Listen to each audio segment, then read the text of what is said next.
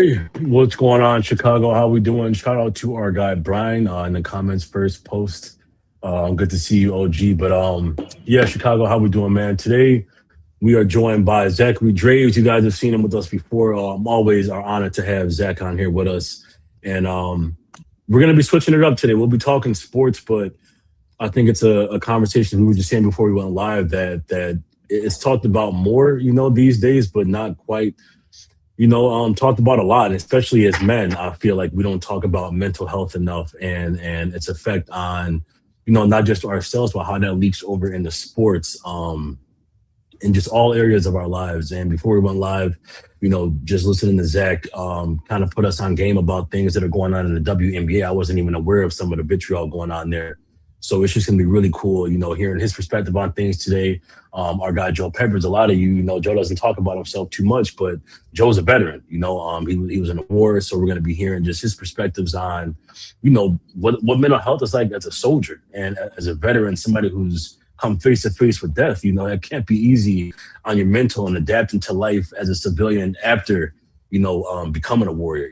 So it's just gonna be a really cool episode we have for you guys in store tonight. And from here, Peppers set the outline for the night. This was Peppers' idea. He came to me like 2 weeks ago saying, like, when are we going to talk about mental health? We talking about cool dunks and cool threes and all this shit, but like, when are the boys going to talk about mental health? And so I'm going to let him steer the ship on this for the night. So yeah, take it away, Pep. Yeah, thanks for and one, Zach, would love to just sort of hear about you before we get started. But yeah, I think it was a really cool opportunity to talk about it because during the summer, these guys are spending so much time developing themselves, and not enough emphasis is put on the fact that they have to have a certain mentality, and they have to build a certain type of tenacity and a certain level of grit and perseverance. And too much is sort of expected. Like we talk a lot about Patrick Williams, for instance, and whether or not he is or isn't going to be a bust. And we make these verdicts on folks that are 22 years old, and I'm almost 50. And I sometimes I laugh out loud because I'm like, we don't know. We don't always know. And so this is a great opportunity to sort of like talk about mental health from the players' perspective and also the fans' perspective. And we'll sort of dive into some of the reasons why fans are so intense, and how some fans make other fans feel, and whether or not there's bullying and harassing going on in the fan space, in Discord chats or Twitter chats or whatever. So I think it'd be really cool. But Zach, thanks for joining us. Hopefully you're excited to talk about this as much as I am. Oh, absolutely. I mean, first and foremost, it's always a blessing to be here on this podcast with the guys here. It's such an amazing space to be able to talk about something like this. And as a journalist, this is something that is right up my alley in terms of being able to cover, write, and be able to have a take on that intersection of sport and society is something that I'm very, very passionate about. And you can't talk about that without talking about mental health. So very, very honored to be part of this discussion. Yeah. So we'll just dive right in. So like from my own personal experience, I grew up, I was born in Chicago Heights. I went to Marian Catholic. And so, prior to that though, I grew up in like the south suburbs, and it was like, everybody was moving from the city in the 80s to where we were. So like, I tested as gifted as a kid. So I had to like learn how to be, how to sort of like navigate the space where I was like, very, very intelligent and all this, that, and the other, but also like to navigate like gangs that were moving down from the city into the south suburbs, and how to be tough. And for me, basketball became an escape. And I remember like when the Bulls lost to the Pistons in '89, like that was like, I was 10 years old. And that was like the first time I was like, oh, I really need to pay attention to Michael Jordan. And then I went and transferred to a small school, and I started playing basketball. And that's really when we started collecting upper deck cards, basketball cards. And really everybody, as Jordan rose, every athlete in the city really rose with Jordan, right? Like anybody that it didn't matter what sport you played, you were a Jordan fan, you were a Jordan aficionado. But really, for us, sports was an escape. It was escape from tough dads that had maybe came from the South or came from the city. It was escape from fights. It really caused a lot of fights. And for me, I grew up in I had some childhood abuse. I experienced some childhood abuse as a kid. And for me, like, basketball became my identity because it was like the one place where I was like, oh, okay, like I can be good at this. And I really learned how to play. I played all the time. I played in the summer. I didn't have to have somebody, I went to the park. And I was telling Jordan earlier, like, for me, we grew up like fights would break down and like folks would be out at the park shooting. And so, like, you really had to like the park wasn't just a park, playing at the courts. Like, you would have thought like, oh, we in the suburbs, but like playing in the courts in the suburbs wasn't necessarily like, it wasn't for the faint of heart. I remember getting choked out by some dude like can't call a foul. Yeah, like just whatever. So yeah. It was a very aggressive experience for me to go to tap onto, but it was also a place where I really grew a lot of strength, and I really sort of created an identity where I was like, okay, I'm good at this, and I ended up going to play at Marian Catholic and played there for 3 years, and then ended up graduating from Rich Central and played there as well, and played in college and walked on. I was a walk-on player in college, and then ended up just sort of always following the game, always being in the game. But for me, basketball was my identity. And I remember like the way I hooped wherever I was, like whether I was in the Middle East or I was on some Army base on the West Coast or wherever, I was always hooping like a Chicago hooper. I was taking it hard to the cup. I could guard bigger than my position. But that really became a way for me to show that I was gritty, that I was tough. Yep. And I think the biggest thing that really sort of stands out to this is, like, for me, I went to combat 3 times. I went to Iraq 3 times. And we hooped every time that I went to combat. We actually had a court. We found a court somewhere, or we made a court, and we hooped everywhere, every time I went to Iraq. And it was and I followed the Bulls every time I went to Iraq. The first time I went to Iraq, it was 2003.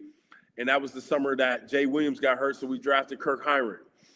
The second time I went to Iraq was the start of the Baby Bulls and Scott Skiles, and they really ramped up their game, and then they ended up making the playoffs under Scott Skiles in 2005.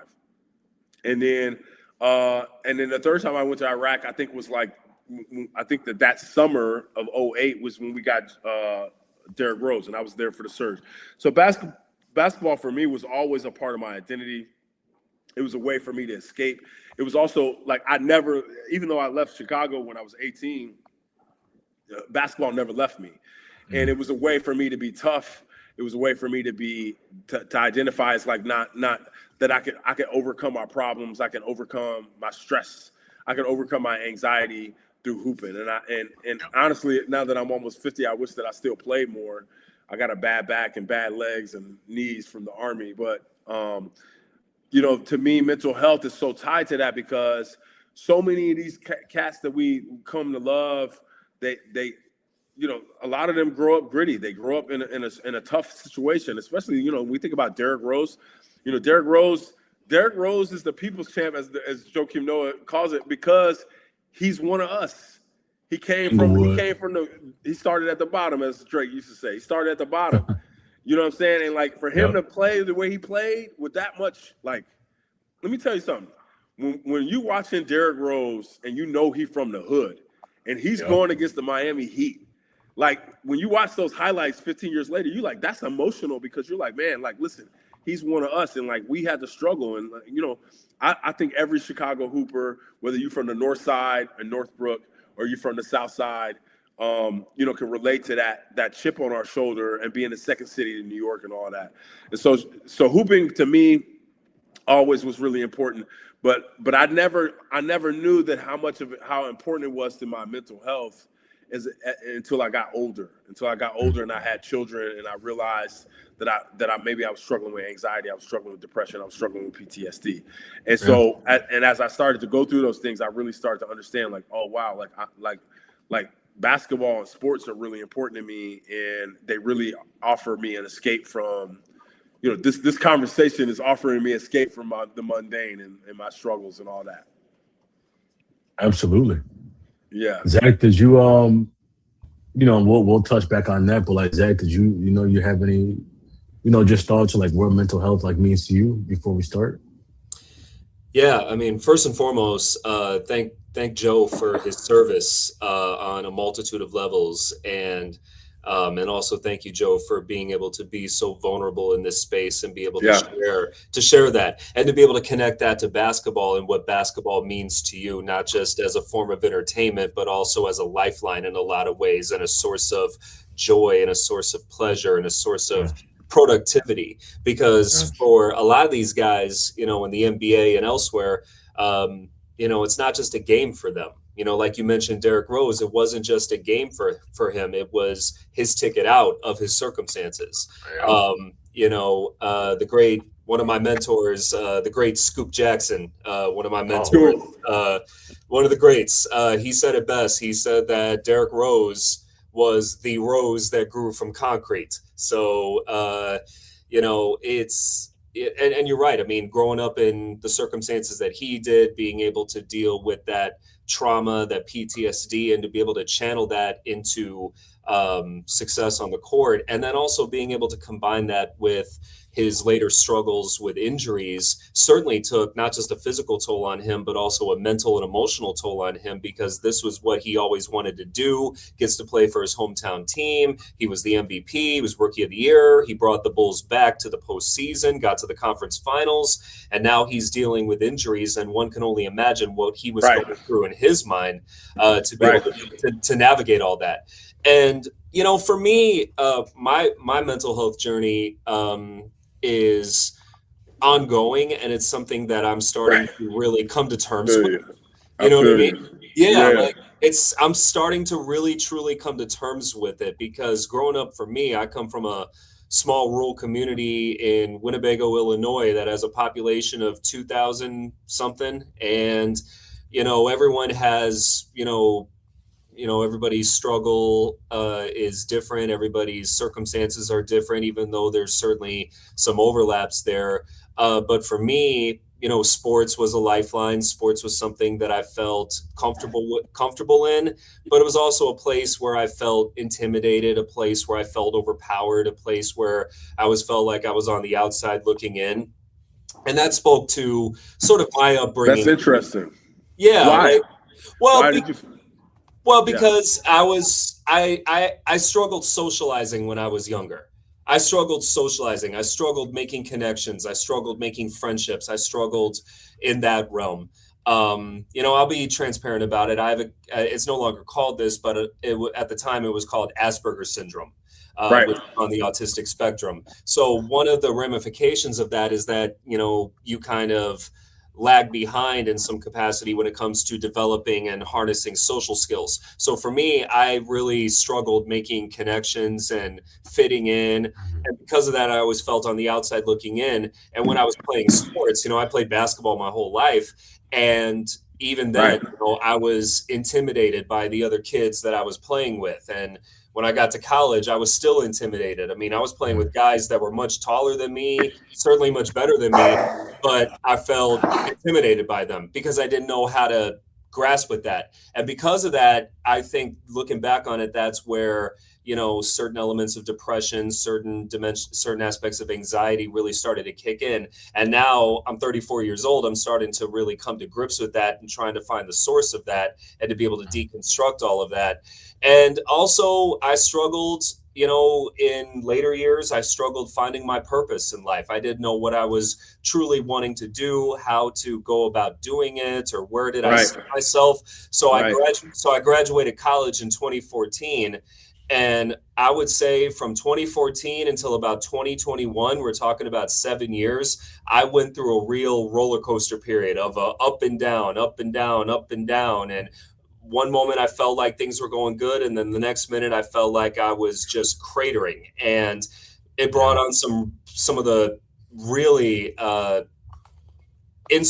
I felt like was insurmountable depression to overcome.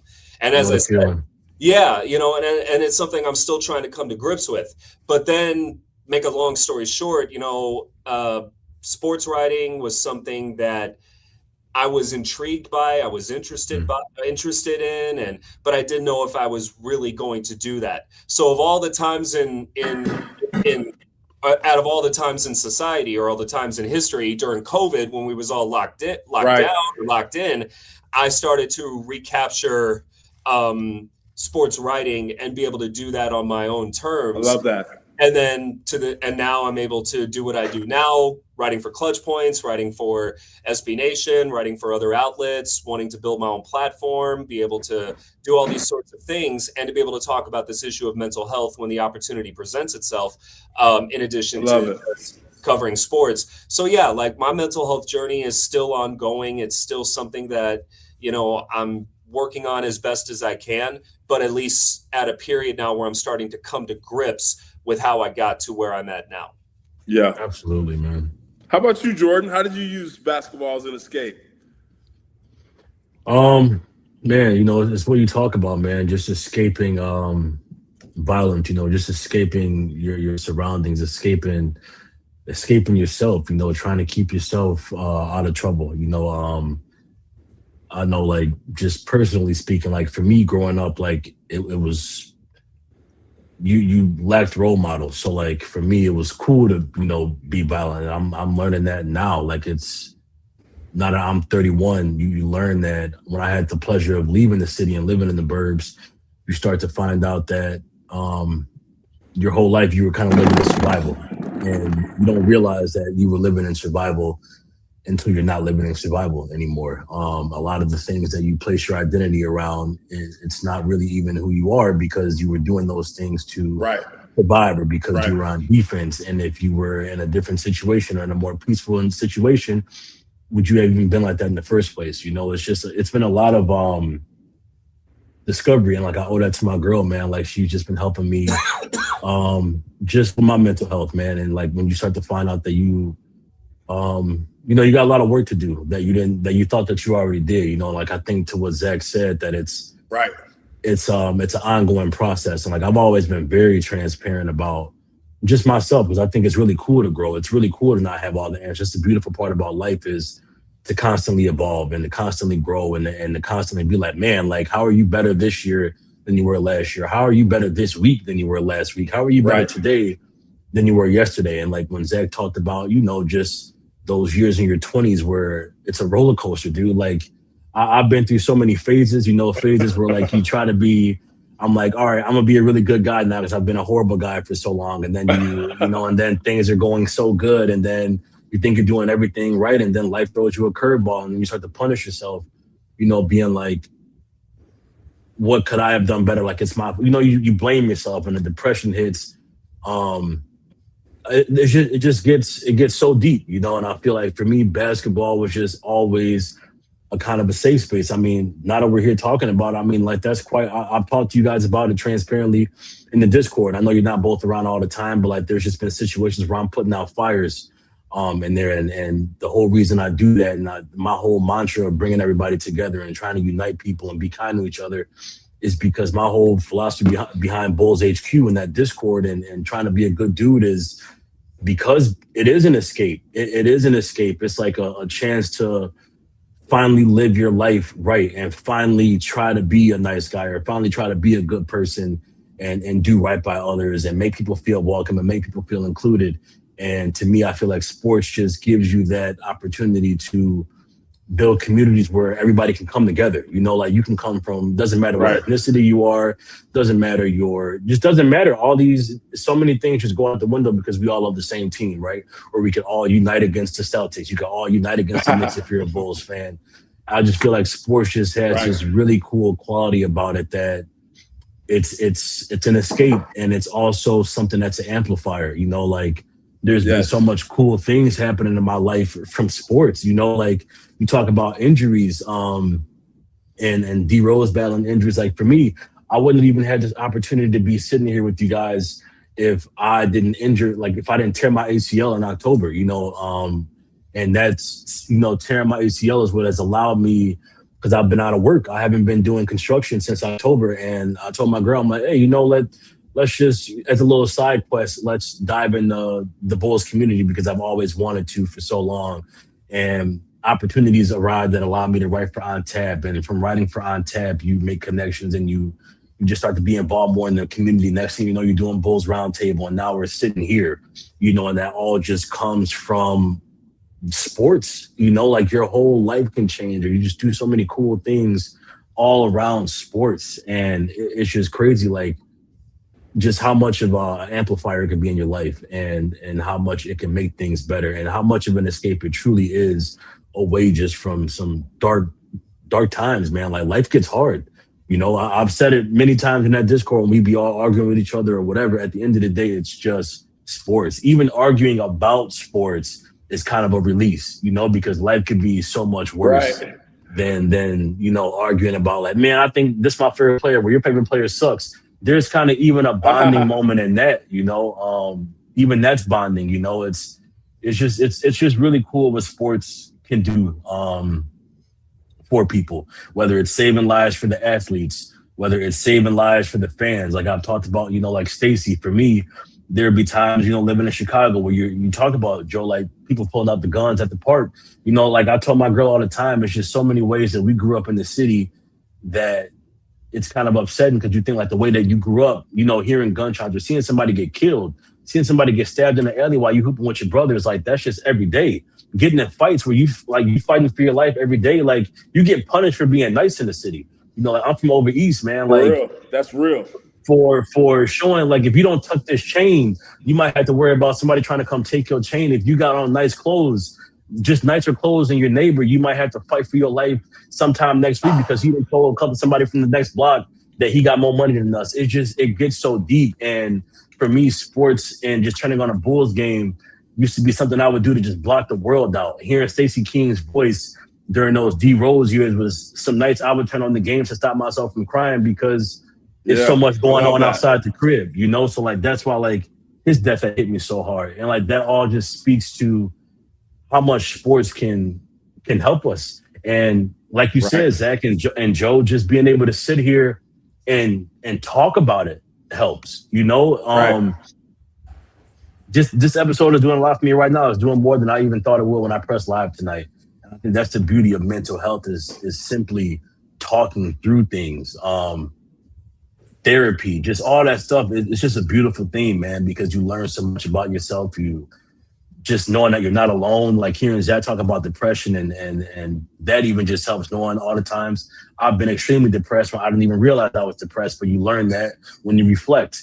And then just being in a situation like this where we're talking amongst each other, that helps, So I just think it's a beautiful thing, man. And I think the beautiful thing about sports and just mental health, the fact that we're sitting here doing this episode with each other speaks to that. Yeah, so that's where I'm at with it, man. Yeah, no, I think that growing up in the neighborhood and like trying to figure it all out is one of the hardest things that we've done, and I think that it's one of the toughest things that we've done to grow and to. And it's funny about both of your stories is it's tied to a narrative of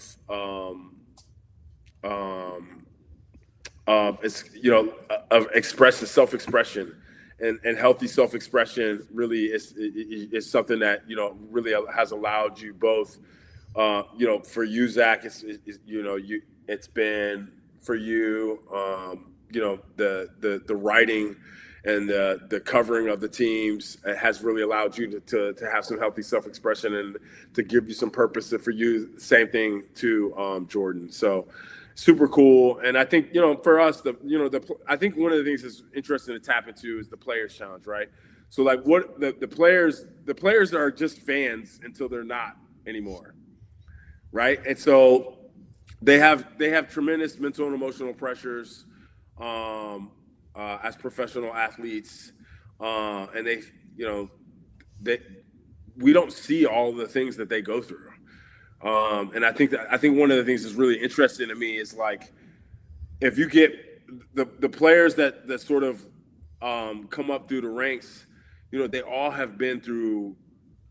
I loved when BJ Edgecombe was they interviewed him after the draft, and he was like crying. He was like, "Man, 10 years ago, we were sleeping in a car." I was like, "Bro, like you don't think that kid has got like some grit and some mental health? You don't think he's been through like some anxious moments? Yes. You don't think he's had grief, like dealing with wherever his dad was?" He's like, "Man, me and my mom is my everything, and we were sleeping in a car. We were in an apartment. We didn't have air conditioning. Real passion." Like now, all of he hits the lottery by working his butt, and it's not even a lottery, right? Like you have to work. You have to start applying yourself. My son is like asking me about my nephew. Like, "Oh, do you think my nephew can beat the club?" I was like, "Well, it's probably too late for him." And I was like, "Listen, you got to start working at 12, 13, 14. So these kids are putting in enormous amounts of effort to be qualified to get drafted starting at 11, 12, 13. Yep. And so, to me, I think that is, like, I just think it's just really tremendous opportunity for so many of these kids. And we judge them so quickly and so easily on whether or not they are or aren't capable of being a good player, and sometimes we don't even know what they're dealing with. We're talking about a 19-year-old kid who's lived in 2 cities in 18 months, right? Like he went to college and then he moved to like Kansas, and then he went from Kansas and then he moved to Sacramento, and so then he's in like 2 cities, and he's only 19 years old and he's lived in 2 cities. He's a kid, right? And that's not including the fact that he's like played AAU and he's like bounced around from city to city to city. He's done all these different things to just get to where he is. And so I think that at the end of the day, like we don't think about the players and how hard it is for them to get to the place they are. So we're talking about Patrick Williams. We talk a lot about Pat a lot. Patrick was like one of the youngest players drafted in his draft class. He went to Florida State and then he ended up playing off the bench, and then he moved to Chicago. And then I remember Billy was like, yeah, like Young was like, yeah, he's asked questions that I wouldn't even think that. And so like the other part of this is like, when you're a really good prospect, we're forcing those kids to get to the pros as quickly as possible. I think Patrick's parents are like flower shop owners. So he's like, man, if I get to the pros and I get my first season, I get a $5 million check and I get a bonus check for $50,000, I can pay my parents' lease note, and I can pay for all their bills. We don't think about all of these things that are going through a player's head, but that's what's happening for a player. And so for some players like Kobe Bryant, right, he could be ambitious, he could be a savage, but like some players like the guys that do all the smoke, those guys didn't have this natural process from start to beginning. Like they had to Barnes and Jackson, they both had really, really humble beginnings. And so I don't think that we really take into account how hard it is for a player to go from wherever they were as the best player in their state in a small town in North Carolina or South Carolina or wherever they are, to a huge campus with 30,000 kids, to then a huge city with 5 million people. And we just sort of expect like, oh, he just doesn't got it, or he doesn't get, like I just don't think that we really understand how much anxiety and depression and performance and inner critic plays into like what a player deals with to be great. Absolutely.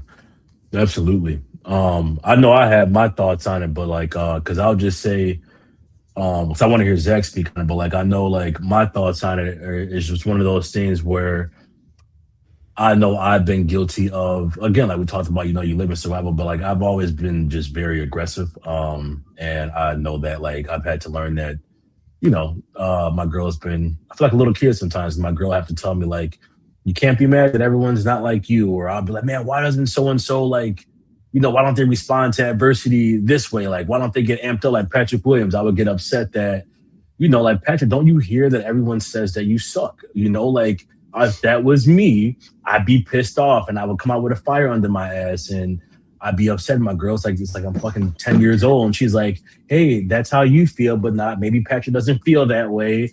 Maybe he handles it differently. Maybe Patrick hears people saying that he sucks, and that is what causes him to retreat more, like, and I'm sitting there like trying to process it. I'm like, I can't even fathom thinking like that. And it's like, that's okay. You just have big feelings, So like, again, and it's kind of teaching me something. Like if I was a coach, it's like different. You have to know how to work to people's strengths, right? So it's like if you have a guy like Patrick, if you see that he doesn't respond to getting yelled at or lighting the fire under his ass, maybe then if you approach his mental health differently and you recognize that, okay, with Patrick, I need to go reassure him. What I mean? Like even just hearing Zach talk about his experiences growing up with Asperger's and playing, it's like he said like it was harder, for him sometimes, like around your teammates and just those kind of environments. Like you kind of like go back into your shell and your safe space at times and things get overwhelming. And it's like maybe if I don't know what your coaches were like, but just in that situation, when you have a player like that, maybe just having somebody like your coach come in and tell you like, hey, I believe in you, like, or hey, like, I know like we're doing a lot. I know it's overwhelming, but you're not alone. And like, we got your back and it's okay to make mistakes. It's okay to be nervous. It's okay to, it's okay to not be perfect. That's what we're here for, is to grow together. And like with Patrick, if I was a coach, like I feel like you sit with a kid like that, because I feel like a lot of Patrick's problems on the court is always my biggest gripe with him in the past, was that it all seemed like it was coming from here.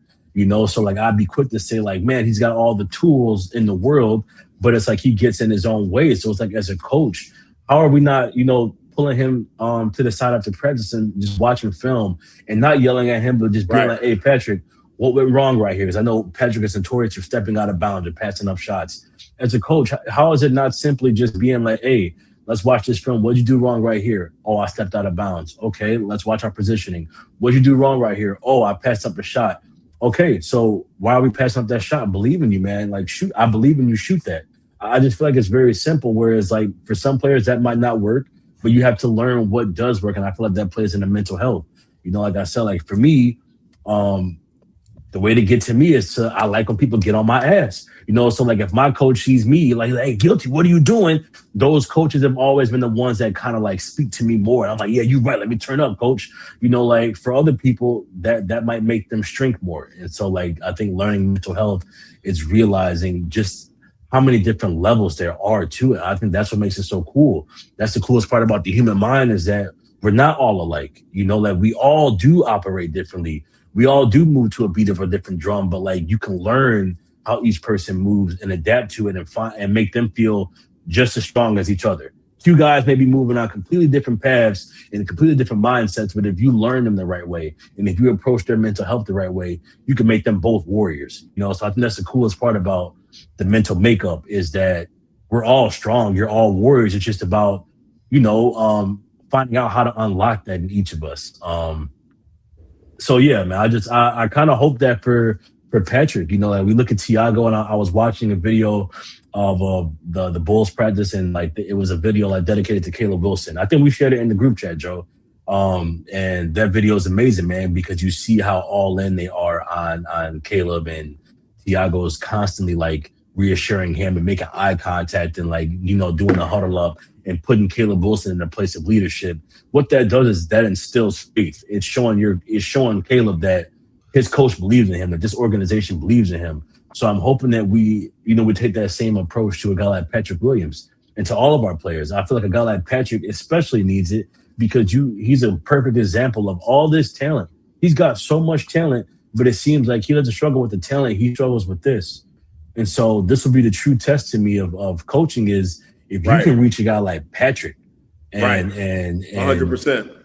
I think maybe we see it this year. I wonder, but yeah, that's just my thoughts on it, man, because I think Patrick Williams is one of the greatest cases out there of mental health, because he seems like a really sweet kid and a nice kid. And like, I know growing up for me, as we talked about, Joe, just living in survival, and we talk about our pod all the time, like we're joking around, it's always saying like, we saw like the nice guys kind of just, we don't like that on our basketball teams. But like Yeah. when we're speaking candidly and we're being like honest, like that's just us, shooting the shit. But no, man, like as I get older, you feel more for those nice guys, and like those are the kind of guys that you want to, try to work harder to help. Like they need to help more.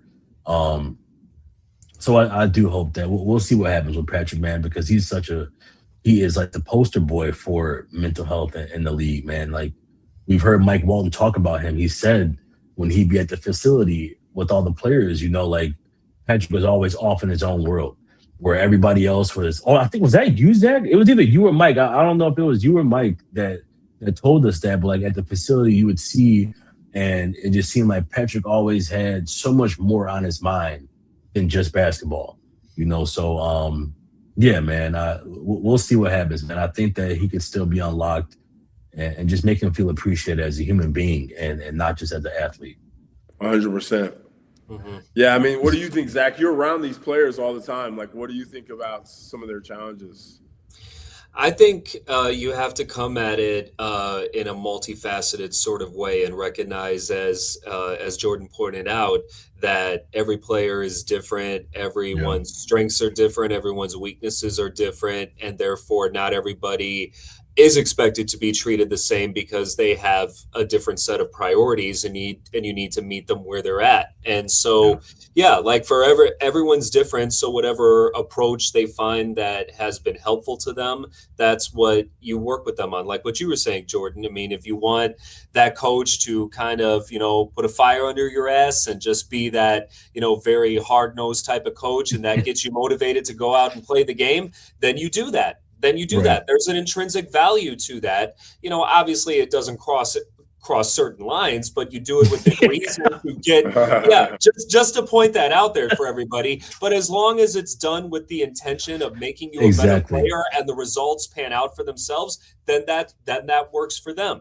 And then someone else may want someone who is a little bit more flexible, someone who's a little bit more emotionally lenient, someone who, doesn't necessarily take that hyper aggressive approach. And if it works out for them, it works out for them. Everyone's different, and everyone finds motivation in different ways. I mean, Joe mentioned Kobe Bryant. I mean, we certainly romanticize the Mamba mentality.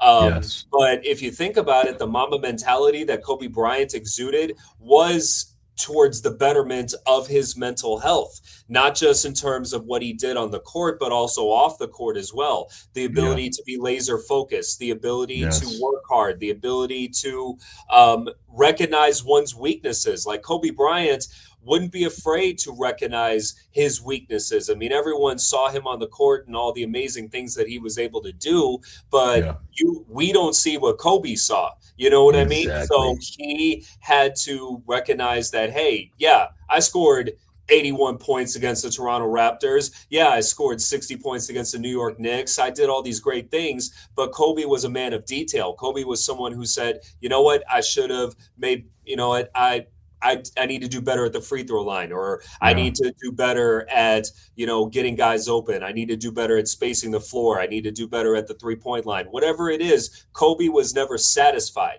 And that Mamba mentality was keeping him laser focused on the task at hand. And when you look back, just kind of bringing it back to Caleb Wilson, who is a great example. I mean, here's a young man who has the weight of the city on his shoulders, literally.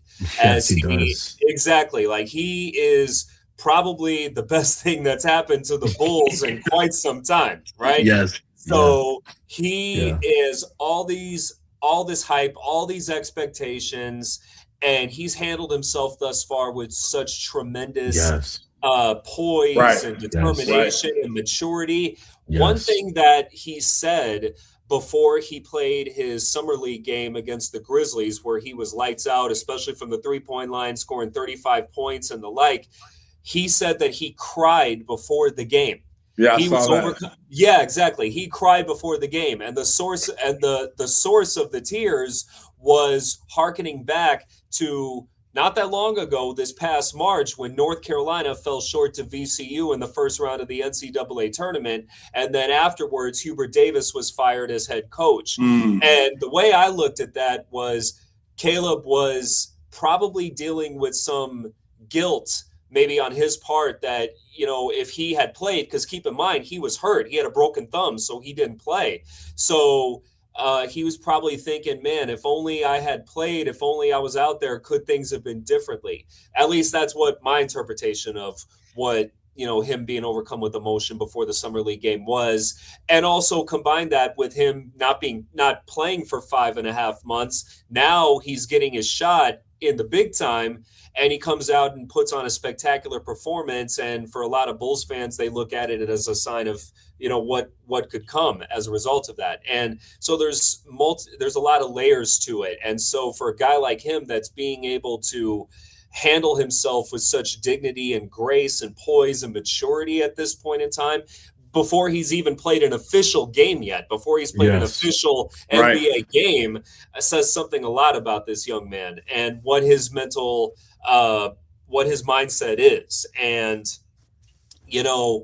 and then also, going back to the point of being able to cultivate space for guys that approach the game differently or who are in different need of, certain tangibles or certain prerequisites or whatever the case may be. I think back to Dennis Rodman, like when I was a kid. I remember when I played basketball when I was a kid, all of us growing up at that time, we all wanted to be like Mike. Of course, but that was a natural. But I remember my dad telling me every time I played basketball, I want you to be like Dennis Rodman. I want you to go forever. I want you to go for every rebound. I want you to play the game with such tremendous grit. And then looking back on it, when you think about Dennis Rodman, the tunnel vision that he had was untouchable.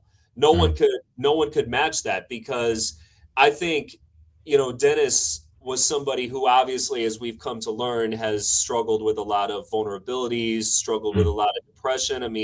When the Detroit Pistons broke up, he was alone in his truck with a rifle across his lap in February '93, threatening to kill himself.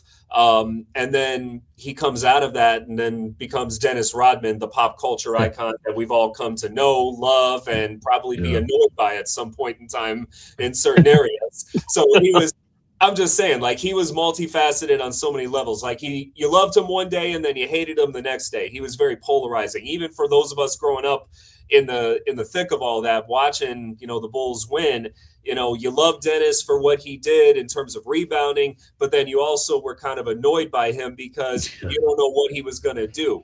And then also, like him, like when he butted heads with the referee, when he kicked the cameraman, like when he got into altercations with referees and others, we kind of laughed it off, or we laughed it off, or we kind of, criticized him for it. Saying that he was reckless and he's immature and he's, he needs to get it together. But it also comes from a place of him wanting to feel as though he was worthy of being able to be out there on that floor, because Dennis Rodman was someone who came up had a hard scrap life, coming from, the projects, and then, going to Oklahoma and, being adopted by a white family, and then going to Oklahoma and then succeeding in college, and then defying all the odds. Crazy story.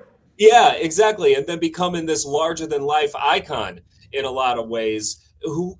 One could only imagine what was going on in his mind. We only saw what we saw on television, but we weren't in his head in terms of, what he was going through. But Phil Jackson was notorious for saying that I got rules for you guys and I got rules for Dennis, because Dennis was a special case. Dennis needs certain things in order for him to be able to succeed, in order for him to be able to go out and do his job, because really all he had was just one job. He just had to get the ball, get as many rebounds as possible, outlet it to Michael, outlet it to Scotty, and he's good. As long as he gets 20 rebounds, that's all that matters. He certainly got more than those, obviously, but but there's something that's connective to mental health. And then the last two examples that I'll say, or last couple examples of players way back when. You know, you look at guys like Latrell Sprewell back in the day, or you look at Allen Iverson, or you look at Ron Artest, you know, who goes by Meta World Peace now. I mean, you look at guys like that, and at the time we pathologized them. We wanted to psychoanalyze them. We wanted to, you know, kind of portray them out to be these bad guys, and not excusing some of the things that they did, but there's also, you know, something behind that. There's something else that can be traced all the way back to their upbringings and, you know, dealing with unrecognized trauma or untreated trauma. And that's where that's where a lot of, you know, a lot of that stemmed from, but we didn't have the language that we do now at the time to be able to deconstruct it as such. And now we look at them and we humanize them and we recognize them for their complexities. So at least there's some benefit in that regard. And for a guy like Caleb Wilson to be able to come into the league at this point in time where there's a lot more there's much more of a humanistic approach to, you know, talking about him, you know, Jordan, you mentioned Patrick Williams, you know, being able to talk about Patrick Williams in a nuanced way that sees him as a human being that can be, you know, improved from a basketball standpoint. You know, that's the benefit of where we're at now, is that we're able to look at it through that lens, multifaceted lens. I want to say something too, you know, just in regards to that really quick, man. You know, for one, just you talked about like Caleb Wilson, him crying before he went out and played that summer league game. And to that point, I just want to say, man, like when we talk about as men, how cool is a good cry? It's something I've been learning the past year because you know, you just brought it up right now. You know, you talk about Latrell Sprewell and just how we came up in a time where the language was a lot different. And I know, Joe, you really know, like growing up in the Black community and the environment that we did, man, I know like my family to this day, like mental health is not something that's prioritized. I was raised on, especially being a boy, you know, like if you cry, you better not cry. I'm gonna give you something to cry about. You know, I got whooped for crying, you know? And again, like as we talk about just living in those tumultuous environments, it's like you can't afford to even be weak. You can't afford to feel sorry for yourself because I'm telling you, your environment is not going to feel sorry for you. It gets worse. They see you as prey. So like you kind of get brought up in this.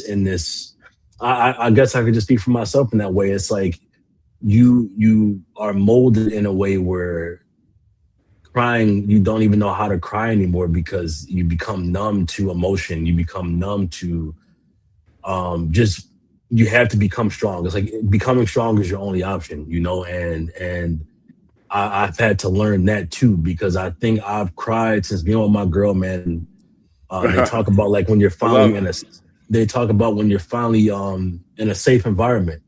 And I've always thought that shit was just hoo-ha. Like I've done a lot of work on my mental health. You know, I've been a fucked up person for a lot of periods in my life. And I've done a lot of work on myself mentally and read books and done so much thinking that I figured it all out, you know, especially when you know those age when you're in your 20s and you think that you know some shit.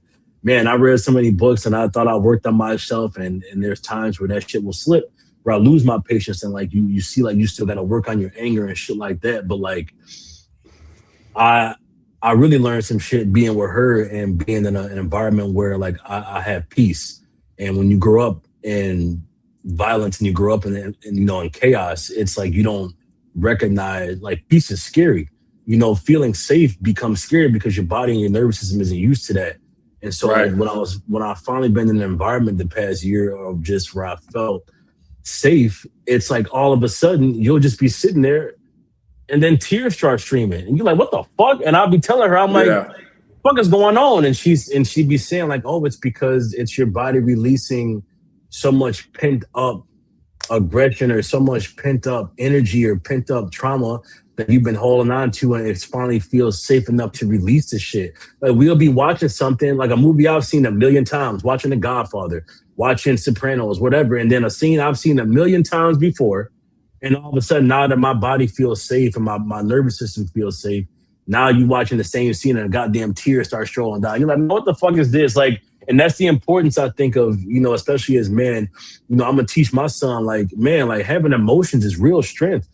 True strength is kindness. Motherfuckers want to act alpha and they think being tough is cool. I think real strength comes from understanding like your emotions are what gives you the strength, like knowing that it's okay to feel things, man. Like knowing it's okay to fucking feel sad or feel hurt by shit. It's more cool to feel things as opposed to try to bottle everything up.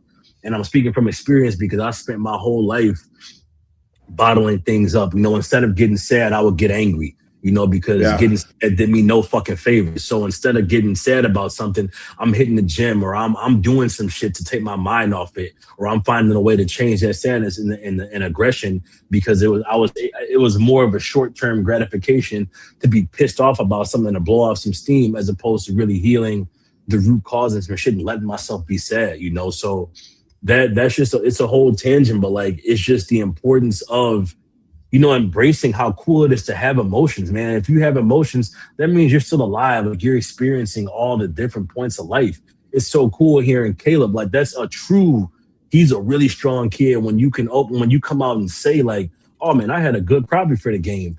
That's true strength. When I heard him say that, I said, we got us one. That's a real leader to me. I don't like that people who try to sit there and say like, oh, I don't cry. Oh, you're real fucking cool, bro. Or I never get sad. Oh, you're fucking cool, man. Like, it's more cool to be like, oh, hell yeah, man. Like, that shit made me sad the other day, or this made me happy. Where maybe I'm just biased because I wear my emotions on my fucking sleeve, So, like, I'll be the first to, you guys know me. I'm an open book sometimes to a fault, apparently. Like what you see with me is what you get, whether that's my anger, whether it's my happiness, whether it's, Joe, we were talking before we went live and we got some shit going on that made me a little sad, man. And it's just like, but I think the beauty of that is that's just what being a human is, the full scope of life.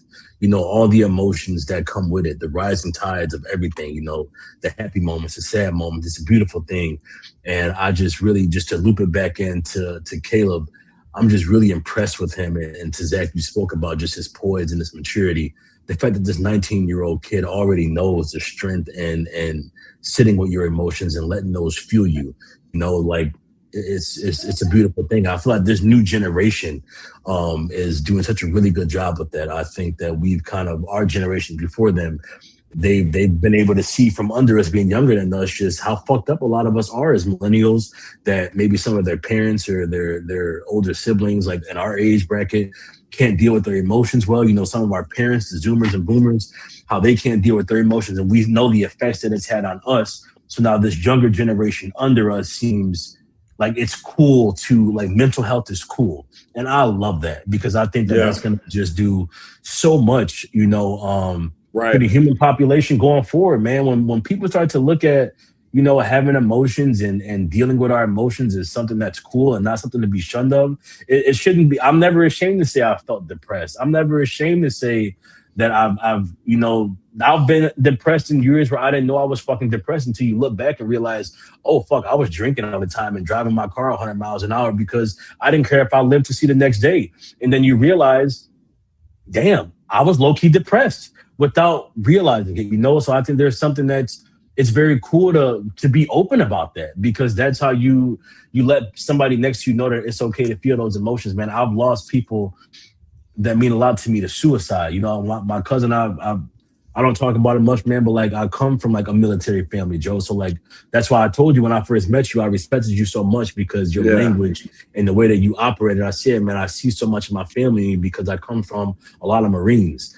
And one of my cousins that meant a lot, man. Like he was there in Iraq, in 2003 in those years, and it fucked him up. And he came out and he would only talk to me about things. And man, dude, like he killed himself. And it's something that sits with me. It's one of the reasons why I try to go so hard to make everyone feel welcome as much as I can, because you just never know when, like, what conversation might be the point for somebody to end it all. Or maybe if you would have just talked to them real quick, maybe they'll still be here, kind of a thing. So I think like cultivating environments where we openly talk about our mental health, where we openly, making mental health cool again, making it cool to have emotions and shit is going to be very healing for just the human population in general, outside of sports. credit to you, Joe, for having this episode idea, man, because I didn't plan on talking this much, but it just goes to show you how like maybe simply just opening up spaces where we talk about our mental health more will make people just inclined to speak more and heal. Like I feel like I'm healing in real time during this episode. So just thank you for putting this together for real. Yeah, and I've got to get out of here in about 9 minutes, but yeah, no, I think it's real important. I think one of the things I wanted to close with is just the fan experience. Why do we think that, like, so I think fans, I think fans become so emotionally connected to the team and the sports that they that they can be sort of bullies and harassers on, you know, different social media platforms. What do you guys think about that? And so I think for me, sometimes I worry about some fans that are just too wrapped up in it. And, I just think that sometimes fans they struggle to empathize with the players. And so that because some of the players are rich, but then they also struggle to empathize with fans that don't have the same perspective as them. And so it's just sort of weird. I don't know. What do you guys think? Yeah. Yeah, you can speak on that, Zach, and then I'll go after you. Oh no, you go ahead. You go ahead. Yeah, like for me, man, like you guys know, again, Joe, like especially you, like you've seen me doing a lot to try to mitigate that to the point of spreading myself so thin, trying to be the mediator between so many people and so many arguments and to put out so many fires, man, like literally to the point of my own mental health determined because I'm losing sleep and I'm losing time out of my day trying to watch my space and make sure that no one in there is feeling attacked and dealing with DMs from people who reach out, when the discourse gets to be too much, or if I got, one creator that I get along with, because I get along with everybody, man. And so like if I got one creator on this left that I get along with, but then another creator on my right that I get along with, and then they don't like each other for whatever reason. And here's me trying to make them both happy at the same time. And you're trying to just find, it's been such a growing experience trying to learn that you can't please everybody all at once. And that all you can do is just kind of be, focus on yourself and just be a good person yourself, or at least try to be, and just do good in each interaction yourself. But I think, and it's just something I'm having to learn again, because I think like I'm learning that different people take different things differently, obviously. It's like, whereas for some of us, like talking shit to each other is like how we bond. We're dudes, talking shit and telling you, I'm not going to say some of the things that me and my friends say to each other. Like I do construction and, like we talk crazy to each other. Like my best friend will call me sometimes and he'll just be like, yeah, I won't say some of the things that we say to each other, but like, it's like damn near as men, like the more shit you talk is how you know that that's really your brother. And then learning that, but for some people, like they don't operate that way. So like you talking shit to them or calling them stupid or just talking aggressively, they don't handle it as well. Or people in the environment may take it as a lot more serious and just volatile than it is when it's really just people shooting the shit, So it's a thin line, but then you also see, like we've seen it in our own Bulls community, just how toxic it can get, extremely toxic. And at the end of the day, I've always tried to say, like, it just comes down to passion, like we're all in the same team. So there's so many big emotions that come with it. So like really people are yelling at each other, but at the end of the day, it just comes from being damn near excited. The layer underneath it all is just passion. And it just gets expressed in different ways is how I've had to kind of learn to see it, because Lord knows I've found myself in situations this past year alone where I've gone off on people for like how they, are being just nasty to others, or talking to me crazy. And then you try to, handle it with grace, but I'm human, and then I lose my patience, then I'm snapping on somebody, then I have to bring myself back down and realize, holy shit, this is all over sports. But that's been one of my mantras from day one is, at the end of the day, guys, it's just sports. It's no need to personally attack somebody and try to destroy them over sports. But then I've also learned myself that sometimes, like, even though people are calling someone an idiot and all this shit, or they're saying you're a dumbass and all this, that is like a form of bonding for them. Because I grew up, ain't no complaining, but and so like I grew up in an environment where you don't play around as much, but like so many of my environments as I've gotten older shows me that people sometimes like complaining and just talking shit is almost like a form of venting for them. So like where I would see guys like venting about like, oh, how much shit sucks, or they're yelling at each other. Here's me thinking that it's a problem that I need to stop and getting in between. But then you start to see, oh no, like that's how they bond. As crazy as it sounds, them talking shit to each other and being like, bro, your fucking team sucks. No, your team sucks. No, you're a fucking idiot. No, you're an idiot. And then those same two dudes later are fucking laughing together because they're like venting through the shit talk. It's a crazy thing. But it is a very thin line, because we had just had a situation recently where a bunch of people are just all, just engaging in sports talk and talking shit. But for someone else, they take it as something that's much more dangerous. I saw some of the vocabulary used for it, and just volatile. So it's a thin line that I'm learning in real time. Yeah, man, it's something. It's a hard it's a thin line. It's a tightrope to try to you know manage. Especially now, like I've been told now recently that I'm being viewed as like a leader in the community when I don't really see myself that way. I just see myself as we're all in this together, and so like having to now like temper the way I behave, or watch what I allow or watch what I say, because what I do is apparently a precedent for what everyone in the community is going to do. And if I'm shooting the shit with somebody now, apparently like that can, it can lead to people doing it worse. I don't know. It's something I'm learning in real time, but it's just it's I don't want to call it a battle, but it's just a process. Just this whole sports discourse, because I think like that's one of the craziest things about, like I said, the craziness that comes with sports is damn near what makes it so fun. Is the bonding amongst all the craziness. But then you have to watch, because sometimes things do get toxic. Whereas some people see it as bonding, for someone else it's toxic, and things can get very volatile. So it's hard, man. All I can say is just try to be a good fucking person. I mean, I'm saying all these words, but it's very simple. Just try to be a good fucking person, man. Like, you can talk your shit, but at the end of the day, make sure that like the intention is known, is at the end, like, hey, you do know I'm just talking shit, right? Like, you do know I'm not actually upset with you. You do know I don't actually think you're a bad person, right? Like, having bad takes doesn't make you a bad human. Like I think that that's become important to kind of do now, is just to check in, maybe. Where it's like you can literally tell somebody like, yeah, I thought that your take earlier, you're a fucking idiot, but that's just like, we're just talking sports. I don't actually think you're a shitty person. That was a dumbass take, So it's an ongoing, it's a learning experiment for me at this juncture right now.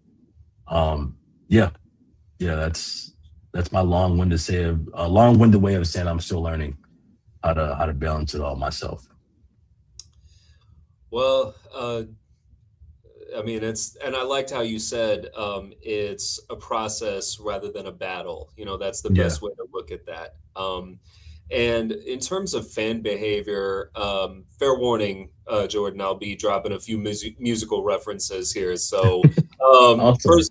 first and foremost, everything that you just said, everything that, how fans react, and especially on social media, the ways in which fans engage in ways that were unfathomable way back when, certainly before the advent of social media, where it just seems like it's this free for all where anything goes. And, to quote the Ghetto Boys, my mind's playing tricks on me. So that perfectly encapsulates the meaning of that song. And that was a song that was dropped all the way back in the early 90s, before we even had this language around mental health. They were speaking to mental health through lyrics and whatnot.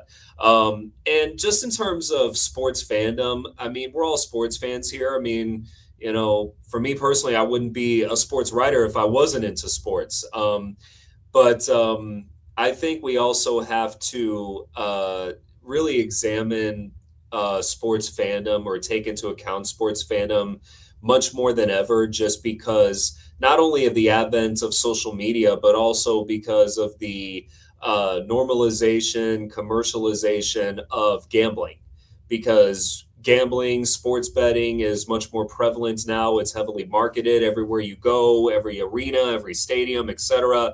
You'll see Yeah. something with FanDuel. You'll see something with Yes. DraftKings, and leagues and networks partner with these outlets. And there's a lot of money to be made off of that, because we've destigmatized sports betting. Even though the stigma is still there, we've destigmatized it a lot more, because a lot of folks are seeing the money that's being generated out of it. But on the flip side of that, at what cost? You know what I mean? At what cost? And now more than ever, I think what you're seeing in terms of the fans' relationship with the athletes, it's much more transactional than it's ever been. There was a time where sports fandom, it was a lot more relational. Not to say that there wasn't a transactional aspect to it. There certainly was. But there was also the relational aspect of it that has kind of been lost due to the advent of social media. But I would also argue with, the marketing of sports betting that's attached to it, because a lot more what you see of fans is it's no longer a matter of, oh, I hope my team wins. Right. It's they better win to suit my bottom line, right? Yes. Because Yes. they have a bet riding on it. And what does that do to their mental health? Because we obviously know Bad. very bad. I mean, we know the connection between gambling and mental health Yes. and what it Bad. does. Very bad. And so there's something to be said about that. There's something to be acknowledged and to be done That's a something good about point. it. You know what I mean? Especially at the very least, if you're going to engage in betting within reason, or gambling within reason, if that's something that you enjoy doing, do it Right. within reason. Within reason. Within reason. But then I think what also these sports betting apps should be doing is doing a lot more to be able to recognize, or to be able to raise awareness of the effects of compulsive gambling. Because it can cause a lot of social, emotional, mental, and financial, it can cause a lot of ills on those fronts. And as I said, like the relationship between the fan and the athlete, or the fan towards the athlete, it's not a relationship that's for better or worse till death do us part. I'll love you with every beat of my heart, I swear, kind of relationship. So there's another musical reference for you. Absolutely. So there's something that I think needs to be looked into a lot more. And just the hot takes that you see, not from the analysts, not from the analyst or the professionals or those who know what they're talking about. Whether you agree with them or not, that's one thing. They can have their take and you can agree with it or disagree with it, challenge them. That's all well and good. My issue is that we've let the discussion or the discourse fall into the hands of those who don't know what they're talking about. And I'll just say, I also cover the WNBA as well. I'm the beat writer for the Chicago Sky, for SB Nation, been doing that for the last 5 years. I love it. And a lot of the discourse that's been happening now in the WNBA has been pretty toxic, especially in reference to Caitlin Clark. Now, in more transparency, I covered Caitlin Clark when she was at Iowa. I was there for some of her big moments. I've had the chance to interview her. She's really great, really nice, very friendly. I always say what you see is what you get from her. She's very likable, very pleasant, very nice to talk to. I don't know her well, but I've gotten the chance to talk to her, and I'm very impressed with her as a person and also with what she's been able to do. She's helped change the game, no question about it. Drew eyeballs to the game, no question about it. It's just some of the toxicity that has come as a result of it through no fault of her own has really been coming from people who've never watched a women's basketball game in their life. Now they're getting into it because of Caitlin Clark. Okay, that's fine. That's fine. That's great. That's great.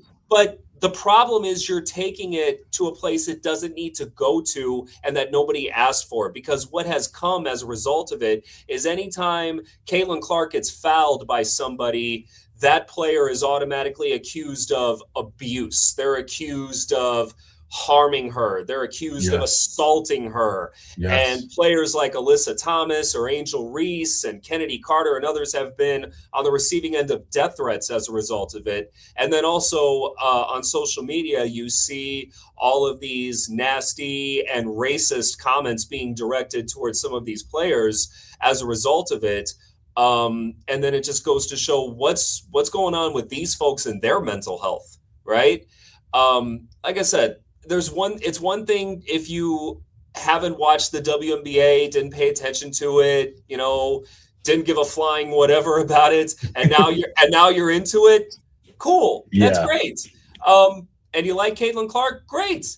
It's just I always jokingly say, and I've written about this a bunch of times, the people who are likely to believe that a pick and roll is an appetizer are the ones who are the ones who are dominating the conversation. Yes. And that's a problem. And again, it says something about their mental health when they engage in these very reactionary sort of analysis, if you want to call it that.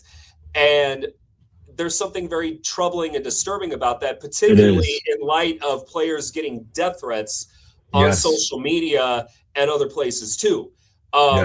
And should the league, and I think the league should do a lot more in terms of being able to call this out from a macro level standpoint and say, hey, we don't put up with this. We don't tolerate this. We're going to take action as a result of it. This is not what they're about. And I do think that they do need to do a better job of cleaning that up. And just to go back on what you said earlier, and I'm so glad that you brought this up about how we as men don't often talk about our mental health, or we should not have a shoulder to cry on for us because we're not supposed to cry.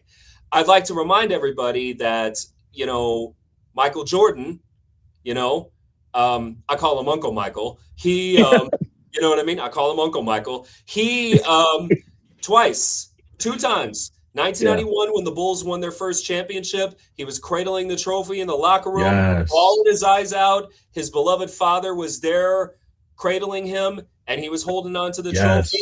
He was bawling his eyes out. Why? Because it took 7 years of hard work, dedication, and sacrifice, and always coming up short. And then he finally gets to the point where he's achieved the ultimate prize, with everyone saying that a guy who scores 69 points can't win a championship. He had to prove a lot of people wrong, and all that emotion that he couldn't pour out, that he couldn't express. Now that he won, he has permission to be able to express that and show his vulnerability. And nobody's calling Michael Jordan. It is beautiful. And also no one dares call Michael Jordan soft. He's not soft, right? No. And 1996, when he comes back from retirement, back in full shape, he's at the best. He's arguably the best he's ever been, probably at that time, 96 or 98. I would argue. Man, I miss those years, Zach. Me too. Okay. That makes me feel better. I'm not in this alone. Okay, we miss it together. No, I miss it too. I mean, it was our upbringing. We were surrounded by it. It was all around us, and it was something that we savor even to this day. 1996, Michael comes back. They win the 4th championship, and this was 3 years after his father was murdered. And everyone knows that Everyone knows that Michael and his father had a really close relationship. Yeah, and so that obviously, hurt Michael. He was without his best friend, arguably. His father was his best friend, his confidant, someone who he could go to have conversations like this. And he didn't have that. So he didn't have that person in his life that, he could go to without shame, without guilt, without anything. And he wins the championship, and then he gets the ball, cradles the ball, and he's on the floor crying. And then he goes into the locker room all by himself with the ball in hand, and he's bawling his eyes out because his dad's not there to witness this triumphant comeback. And that goes to show that, and I feel like we as men in this society, we're often presented with this false choice. We have to be entirely this or entirely that we can't be fully human. Fully human. Fully human, exactly. We can be sad and we can also be aggressive, especially in the context of sports where aggression is permitted within reason. And we can also have a vulnerable side. We can like sports and also like the arts. We can like sports and we can also like technology. Yes. We can like sports and identify as gay, right? Yes, absolutely. We can be all of these things and they're not mutually exclusive. And then oftentimes you'll hear people will say, oh, they're trying to make men into sissies or they're trying to do this. They're scared people that think like that. They're scared. They're scared of life. Exactly. Like that. Exactly. But it's not either or. It's not either or. Like, again, Michael Jordan. No one dares call Michael Jordan soft. Michael Jordan's no soft. He's no sissy by any stretch of the imagination. His career proves that. But he also wasn't afraid to show his emotions when it meant something to him. That's true strength. Exactly. There is true strength. Like he played like hell. He played on the court and played to the best of his abilities and played hard, left it all out onto the floor. And then the emotions were a result of that. And those aren't mutually exclusive. And,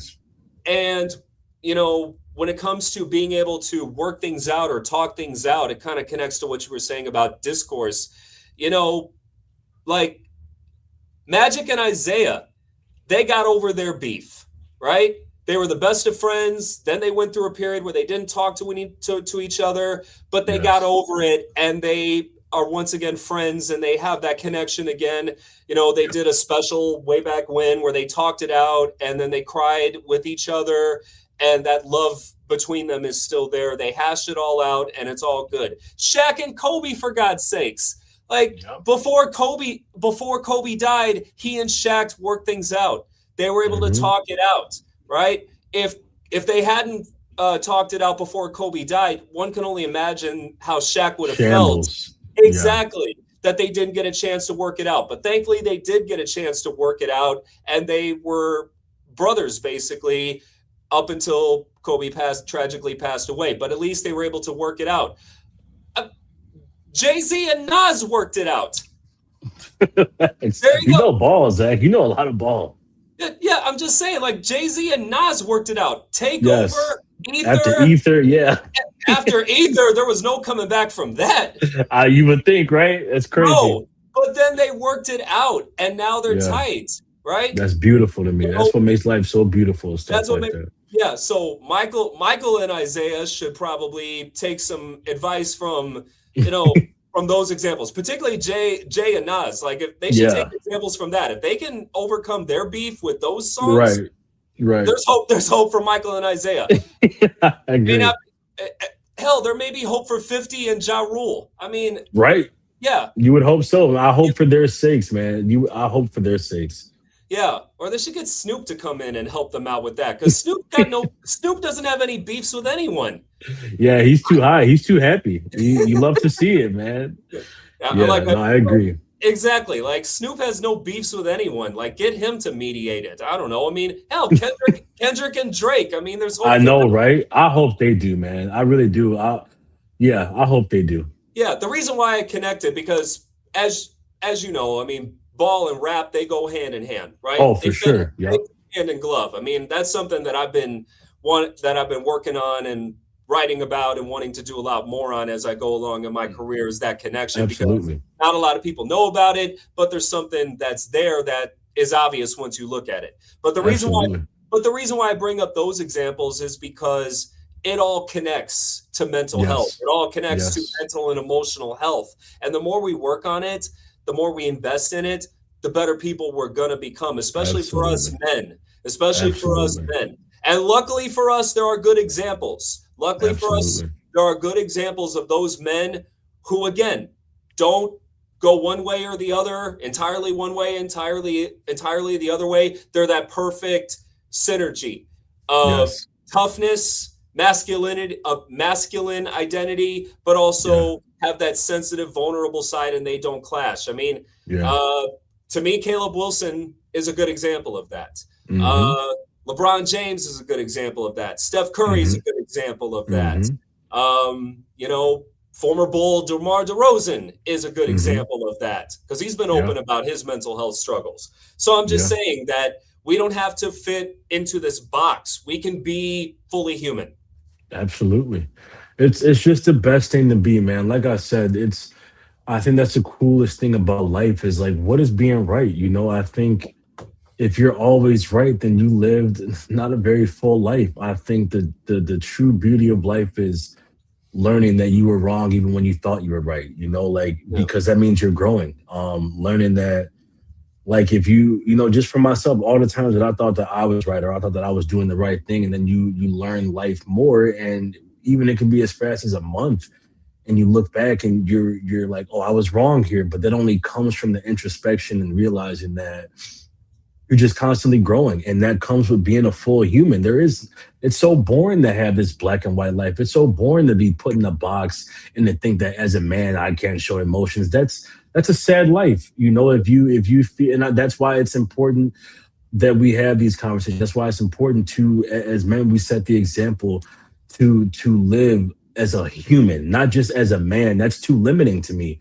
Be a soul, be a soul and embody all the things that comes with being a soul. We're not just humans, we are souls passing through human bodies. We could have lived, to get deep, who knows how many lifetimes we've all lived. Who knows if you're a young soul or an old soul. It just gets so deep, and to limit yourself into this box and be like, well, I'm a guy, I can't have emotions. That's not a full life, and that's a waste of a life. You need to experience all the things. That's why I like Wemby a lot. I have faith in the league because when Wemby won throughout this season, you would see him breaking down and crying. And we talked about it on a few pods ago. I said, oh, I love Wemby because Wemby is showing this new generation of kids that it's cool to care again. You're not too cool to be happy that you accomplished, a good record during the regular season of beating the Thunder. He's not too cool to break down in tears of joy. That's a beautiful thing. Imagine getting that's like, these kids and people from our generation, they think it's cool to bottle your emotions. Like I said, I speak from experience. I wasn't allowed. I didn't grow up in situations where I was allowed to have emotions. Damn near, I got punished for having emotions, and I'm just grateful now that I'm in a space where I get to have emotions. And you look back and you realize how cool, like what a cool thing it is to have something that makes you so happy that you have tears of joy about it. What a cool thing it is to come across things in life that bring you excitement. And like something I've learned, just mediating a lot of the discourse and my own discord and amongst the Bulls community. It's even a cool thing to watch the passionate and heated arguments sometimes, because you realize that underneath it all, sometimes that's all just coming from an immense amount of care for something. Like people love this team so much, they're willing to go out on their sword about it, I think. But to your point earlier about like the Clayton, oh, excuse me, I'm getting so excited I'm stumbling over my words, but I'm learning that that's okay and that's cool. But like, even it's just a thin rope, right? Because whereas some of us would look at it as excitement, it gets dangerous because for me, it's always just sports. Like sports is an escape, but for some people, they take it extremely seriously. So there's been times where I would see people arguing, and I'm thinking that like, oh, they're just talking shit, like it's fine. But you learn that they're not just talking shit. Like for one of them is very serious. That's where it gets kind of scary for me. Like it gets kind of scary how sports fandom actually, like when people are saying like, oh, fuck you think in my mind like they're just shooting the shit, like he's saying fuck you, but it doesn't really mean fuck you. Or like if they're calling that dude an idiot, they don't really mean he's an idiot. But then you learn that no, for some people, sports is, yeah, they actually are. They do want to fight you over sports. They do want to harm you over sports. My girl was telling me when she lived in Boston, like some grown ass man got in her face because she had on a New York Yankees hat, and I think that she was at a Celtics game or something like that, and he wasn't joking. And I'm like, Lord knows, like let me be around it. I'll break a motherfucker's jaw if you get in a woman's face over she's wearing a Yankees hat in Boston. Like that disgusts me that people take sports that seriously. And that's where the fanaticism, it borders on. I've been having to temper myself because I don't play that shit. Like I've always been a firm believer in, yeah, talk your shit. But if it gets to a point where you're actually talking shit and you're actually trying to harm somebody over sports, you've lost the motherfucking plot. You need to center yourself because it's never that serious. It's just fucking sports. It's supposed to be a release. So it's a thin line that I'm learning in real time. You know, like hearing your comments about the Caitlin Clark situation and just how nasty people can get over these things, man. It blows my mind to this day. You know, and I've told my girl again, like it's always just been just sports to me because I come from a situation, you know, in Chicago where like, dude, you're there's so much real shit and serious shit going on. Your head's on a swivel, worrying about your own life, you know, and so sports of all things, arguing over sports of all things is the least of your concerns. When you walk outside, what your main concern is, am I on the right street right now? I might get killed for that. Am I dressed too nice and on, you know, on the street? Did I upset somebody last week and now one of their homies wants to kill me? That's the kind of shit that I grew up, you know, like really worrying about. Like you're worrying about life or death shit all day. So to me, seeing people argue over sports, I'm never thinking that like something, no harm's going to come from it because it's just sports. But for some people, it is that serious for them. They do take sports as life or death, and that's been a growing experience for me. Is learning how to deal with that and learning that something that I may not take as serious as other people, they're taking that thing very serious. And Which so like says, I had, oh yeah, no, go ahead. well, I was just going to say that, you know, calls into question about the state of their mental health. And I don't say that in any way to belittle them in any sort of way, but it is a reflection of what their mindset is or what they value or where they're at in life that makes them so emotionally invested into sports that any slight, any critique, any mishap, any loss is a personal affront to them for some reason. And there's something that needs to be intrinsically examined or intricately examined, I should say, from a standpoint of, you know, what's going on in this person's life that makes them so emotionally attached to sports in this sort of manner. Because it's one thing to cheer on for your favorite team and to be upset that they lost. I mean, you know, Yeah. even angry that they lost. That's Right. another thing. But when it delves into or descends into something like this where people's lives are at stake, whether it's others or their own, then obviously now we got some trouble. I mean, and this is nothing new. I mean, a lot of folks in the social media age will think that this is a new phenomenon. This isn't new at all. I mean, No. in 1938, because I also do a lot of work around sports history as well. And that's Nice. something I like to consider myself an aspiring sport historian because I do a lot of Absolutely. history stories. But in 1938, a Brooklyn Dodgers fan named Robert Joyce, we're talking baseball now. His name was Robert Joyce. He was a big Brooklyn Dodgers fan, was very enraged with two New York Giants fans that were arguing with him about, you know, who was better, because those disagreements or that battle could get very heated at times, especially when lines were drawn in the sand between the Yankees, the Dodgers, and the Giants. But Robert Joyce was so angry at these two fans for engaging with him about the rivalry, he pulled out a gun and shot both of them dead in cold Dude, blood. like, come on, over Exactly. sports, Zach. Over sports, Over exactly. sports. Or when Fuck. you know, or when Bill Buckner let the ball go through his legs in Game 6 of the 1986 World Series between the Boston Red Sox and the New York Mets. He was besieged with death threats to the point where he actually uprooted from Boston, he and his family, and they moved to Idaho. And then only when the Red Sox finally won in 2004 after 86 years did they welcome him back to Fenway Park, and all was forgiven. And, you know, the fans were asking Bill Buckner to forgive them for all that, you know, that they put him through. And Bill was just, you know, bygones be bygones. It is what it is. Let's move on, you know, all that sort of stuff. But he shouldn't have had to, you know, take the higher ground in that instance, because Yeah. a lot of those fans put his life on the line, put his family's life on the line over a human error. Sports. Over a human error. I mean, Steve Bartman has been in hiding since 2003 over catching the foul ball during the NLCS against the Marlins at Wrigley Field, and he's Been in hiding. Been in hiding since 2003. Even when the Cubs won in 2016, they decided to present him. The Cubs to their credit, the Cubs sent him like a commemorative championship ring for him, right? Which was a lovely gesture, a nice gesture. But Steve Bartman, through his publicist, essentially said, "No, it's all good. You go ahead and keep it." Or, "Hey, we'll invite you out to Wrigley Field to throw out the first pitch on opening day." And he was like, through his publicist, "I'm good. Go on with your life. I'm happy they won, but I just want to be left alone. But if you give me anything or you do something on my behalf, make sure it goes to worthy causes, right? Anything Yes. you want to do on my behalf, make sure it goes to charity." Yes. But yeah, the man's been in even after they won, the It's man's been crazy. in hiding since then, and it's very fickle on their part because the guy shouldn't have had to live in hiding No. regardless No. over something that anyone to this day will tell you they would have done the exact same thing. When a foul ball's hit near you, you're going to go for it, right?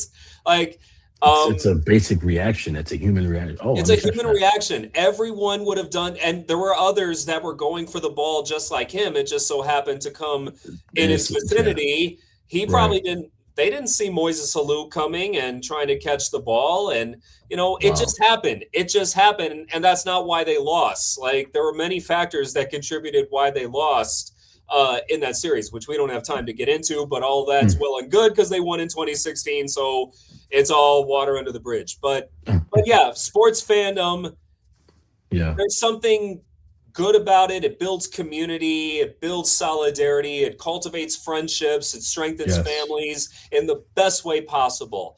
Yes. There's a transactional element that is healthy. There's a transactional element that's healthy in terms of wanting your team to do well, wanting your team to win, and wanting the best for your team, even if that means making trades or Hmm. revamping the roster or maybe firing the coach.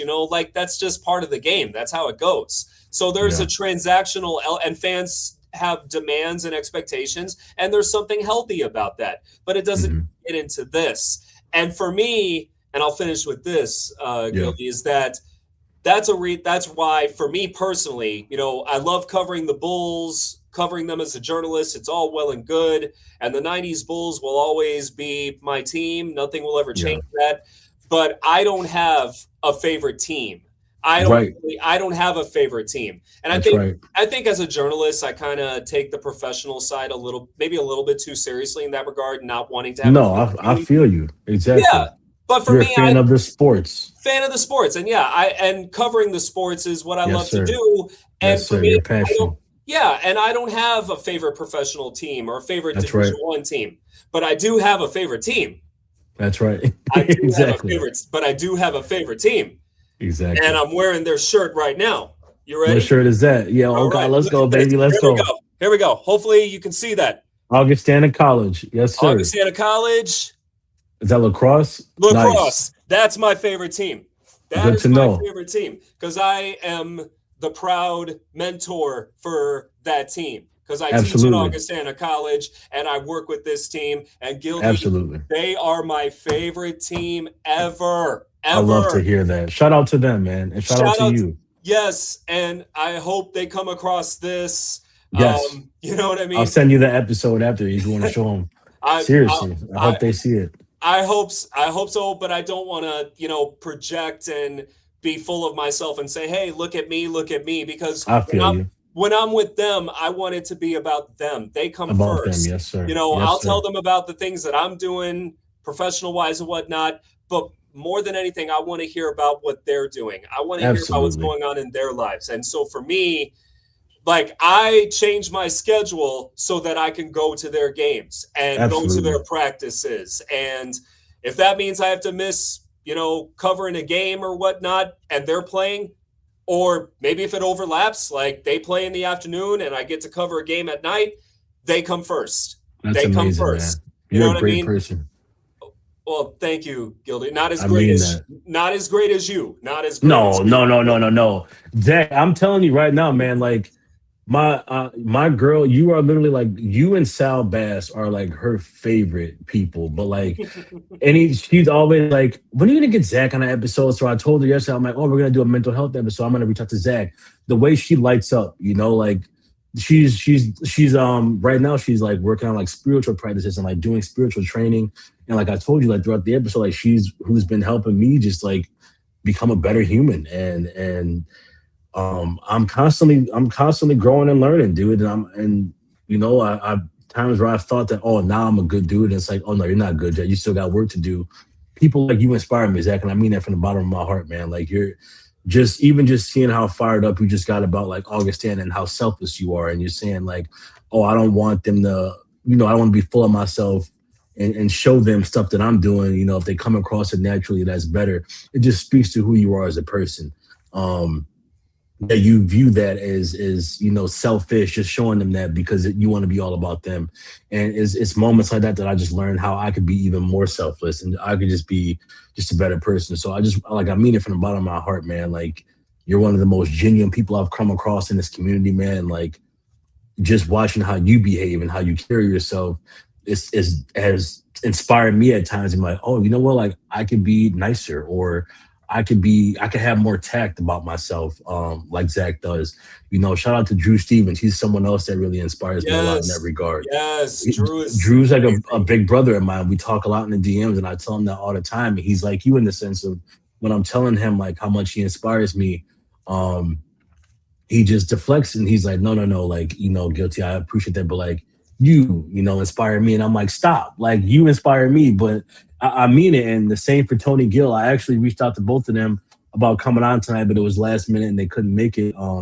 But again, like Tony Gill, like he does his whole Bleacher Theology, articles. And there was a time that like I read one of his articles and it made me reach out and squash beefs that I had, because I just realized how much of a better human being I could be just from seeing how other people are better, and I like I said, I've been learning that like a lot of the habits and traits that I have, they come from a place of survival and always having your back against the wall. So like, yeah, you're aggressive and yeah, you're quick to anger, but like, is that really you, or is that just how you behave because it's all you know? And when you see people that don't behave that way and they do behave nicer than you, or they do behave better than you, you realize how you could do better as a person. And you are one of those people for me, Zach. Like I mean that from the bottom of my heart, dude. Like I'm happy that we had this opportunity to like just have me and you on here today, because I got to like hear you talk more. And I was telling the guys before we go on the show, I'm like, hey, I want to make it an emphasis that like Zach's going to talk a lot today because I want to hear you talk. And I'm glad I got to hear you talk today, man. And it came at a really good time, because I need to do better at certain things. And just having talks with people like you, it's how I grow. Iron sharpens iron in that sense. So you mean a lot to me, man. And just hearing how you talk about the kids at Augustana, it's stuff like that that's so cool to me. It reminds me of when I started doing construction. It was kind of one of the things that started showing me like that I was an asshole, because you're working with these older dudes. And like I said, I'm from Chicago, man, and I'm working with these older white guys. And it was my boss, Gary Tunyon, Bob Tunyon. So if you know, I forgot what his grandson's name is. I think it's Gary Tunyon, but he played for the Packers when I first started construction. And so like they would tell me, oh, that his kid plays for the Packers. And I'd be like, our boss? And they'd be like, yeah, but don't talk about it because he's really humble. And he doesn't like people to know that because he feels like they'll treat him differently. So that off the rip was one of the things. I'm like, how cool is it that this dude, his grandkid is on the Packers, but he doesn't want people to know because he doesn't want to be treated differently. That kind of grew me. And then when we be at work, we'd be sitting at lunch. He talked about how all his money was about funding his granddaughter's college fund. Wow. And like, to me, that's what showed. And then a couple older guys, they'd be sitting there and it was the same thing for them. Like we're eating lunch on our hands, in construction. Like you're sitting in a dirt mound, but like, like all that money for this older guy, he's putting that in it's all for his grandkids. And at the time I'm like 25. So I'm trying to show them like funny TikToks, funny Instagram, funny Facebook reels. And what they're showing me is pictures of their grandkids. They're showing me pictures of their kids who like, it's why they go to work. And that's one of the things that kind of grew me up. I'm like, man, dude, like that's what being a man is. Being a man isn't, oh, I'm tough and, oh, men don't cry. That's not a man. Being a man is taking care of people. Being a man is, what do you do it for? Being a man is being selfless. Being a man is taking care of the community, and those are the kind of examples I've had. And it just, when you do what you just did and you talk about like, who my favorite team is? The Augustana team, the lacrosse team. because of the humans they are, because of the bond that you have. It's deep. Like, you don't have a favorite team. It's not about the Bulls. It's not about the sky. It's about the humans that we come across. And I'm big on that. You know, like I say it all the time, man. Like, I don't care about being a Bulls fan. I'm a fan of the sport itself. Right. I'm not a fan of, what content creators are doing, what content. I've said it so many times. I don't care about your content. I care about the human that you are behind the content, So again, man, it's very fitting that you said that tonight and you talked about, Augustana. So just shout out to you, man. Shout out to them. And just God bless you, Zach, for being the human that you are, man. Like, I'm honored to know you, dude. And yeah, I'm just learning from you in real time, man. So just wanted to just tell you from the bottom of my heart, like, thank you so much just for being you. Like, truly, you inspire me.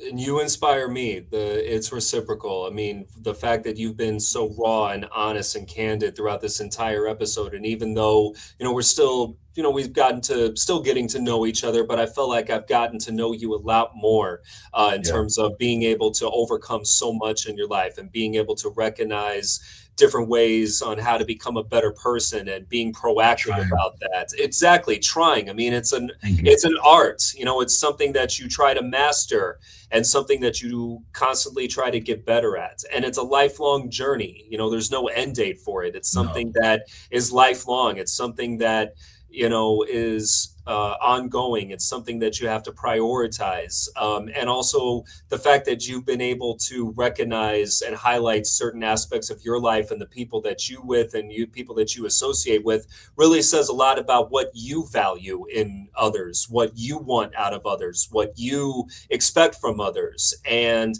being able to cultivate a community like this is something that goes well beyond basketball. It goes well beyond analysis of basketball. I mean, it's fun to do it when the opportunity presents itself. And certainly going into this season, we'll have a lot to talk about, which will be very exciting and a lot of fun. And the fact that you guys have been able to cultivate all these, amazing people, or bring on these amazing people like Joe, like Drew, who you mentioned, like Tony Gill, like all these folks. I mean, Phillip and all the guys at Bulls Without Borders. I mean, they just the wild bunch. Wild bunch, exactly. But the best wild bunch you could ever be around, right? Yeah. And, there's something that's soothing about that. There's something relaxed and chill about that. There's something authentic about that. And it's not rooted in something negative. It's all rooted in positivity. And for me, being able to be part of this community and being able to contribute to these podcasts as someone who is very passionate about my career as a journalist and everything else that I do and want to, be the best at it that I can, being able to have these spaces and to be able to have these kinds of opportunities, which is a benefit for all of us here in the digital age, is to be able to cultivate these opportunities, and it gains an audience, and there's something there for everyone, and there's something there for everyone to latch onto, especially tonight, because mental health doesn't discriminate. Mental health does not discriminate. It doesn't matter where you come from, what you look like, who you love, and whatnot. It doesn't matter. It affects all of us in some way, shape, or form. And sports is a great vehicle for us to be able to talk about this. And basketball is a great place for us to be able to talk about this. And that's the launch pad, and there's a time and place for everything. There's a time and place to talk about mental health. There's a time and place to talk about Caleb Wilson. There's a time and place to talk about Modest Bucelis and Josh Giddey and all these guys. Like, there's a time and place for everything. And you do a fantastic job of being able to cultivate that space that is so layered and meets the moment. And there's something there for everyone to latch onto. And that is a testament to your skills. That's a testament to your strengths. That is a testament to what you bring to the table, or in this case, the round table. But, like, there's something that's there for everyone. And that's a credit to you for being able to put this all together. So I thank you for being the person you are and what you've been able to achieve, what you have overcome, and also what you are going to do in the future. Oh, man. Thank you so much, Zach. You know what? Fuck it. I talk about how we're going to show the kids, show the kids, for whatever kids see this, like, I got tears in my eyes right now. but it's tears of joy, and it's what I spoke to earlier. When you spend your whole life, um, not crying or not having the emotions, and now like moments like this where you're saying things, man. Because I try to be a good person, Zach. I don't view I've done bad things in my life, so I don't view myself as a good person. So I try really hard. At times I falter, I slip up, but I try really hard to be a good person, and That's all that um, matters. I try, man. So it's just it just when you just hearing stuff like that, and just even hearing the stuff that you say, just even thanking me for what I'm doing, like I don't view it that way. So like it always just hits the heart. It always hits the heart. It means a lot, and but like I just as for transparency, man. Like you talk about being raw, like that's one thing I will say is I've never really given a fuck about much, and that's it. And that can be positive now because I'll show everybody that I'm crying right now. I'll show everybody. I'll be the first to tell people when I make a mistake. I'll be the first to tell you if I'm wrong. I'll be the first to wear my heart on my sleeve because why not, man? We're human. Who gives a fuck? It's a Yeah, beautiful thing. it It's a is. beautiful thing, man. So just man, what an episode. And just thank you so much, Zach. Thank you, man. That's all I can say. I feel like if I say thank you a million times, it won't be enough. But um, thank you so much just for being you, brother. And I look forward to just seeing how we just keep growing. I think that you will be. You talk about being a basketball historian. I remember on our episode when we talked about Stacy, how you were bringing up super cool facts. Then on that episode too, you are gonna. I feel like I could just see it now. Like you're gonna be doing that. Like you're gonna be known for doing that. Like it's gonna be a thing where you're just always putting out these cool facts. You're gonna become well known for that. And we just have such an amazing community. Like shout out to Izzy, man. Like if I think she covers the sky too. And when we brought her on the round table a month ago, she's Mhm. already grown so much the past month or so. And like I was just watching the interview that Caleb Wilson had where he talked about crying before the game in the scrum with Casey Johnson and all of them outside of the summer league tunnel. And before the video went off, who the video ends with fucking Izzy in the still shot because she was there too. And I told everybody, I'm like, you're gonna be seeing Izzy covering this team on TV one day. So it's an honor to me to be sitting here talking to you guys, man. Like, you're gonna do amazing things. You're doing amazing things now, but I just know it's gonna keep getting better for you. And it's just an honor to be able to talk to you and grow with you while you do it, man. So, um, yeah, just thank you, Zach. Truly. Oh, you too as well, Gildy, and thank you for being raw and letting the tears flow. Like there's nothing wrong with it. I Like can't even stop them these days, Zach. I it's all try not right. to. Yeah, but like Let I them like it, go. man. Let I them like it. go. It's like empowering, like You I said, like you feel so what much a better. You feel so much better it's afterwards. empowering. Yeah. You get them out, and then you feel so much better. And I did Yep. forget there was a third time when Uncle Michael, shed some tears before others, and this was way after he was done playing. A couple of years ago, he opened a healthcare clinic in his hometown of Wilmington, North Carolina. Or wait, it was Okay. in Charlotte. It was Charlotte, North Carolina. Then he opened one in Wilmington. Like he has healthcare clinics all over North Carolina, and he opened two of them. And they did the ribbon cutting ceremony, and he was there with all his people. And he got up there, and and some tears started to shed because this was obviously something that meant something to him, and he put his money into it to making sure that people had access to healthcare and going to the doctor and whatnot. And I will admit, I was kind of surprised that Michael has done all these different projects on a business front, and yeah, healthcare clinic. That was something that was different, Yeah. but That's amazing that means something to him. It says it says something about him. Says right. That's was crazy. Yeah, he could have done other things. I mean, he's done other things, but he could have very easily put his own money behind something basketball related, or building a Hmm. gym, or building an arena, or putting his name behind an arena. But he's like, no, I'm gonna build a healthcare clinic in the community where I grew up in, and give something back to them. And he was shedding some tears Yeah. when he was doing that, and that says something about who he is and what is important to him in terms of how he uses his money. So it was just Uncle Michael being Uncle Michael. So, but yeah. Absolutely.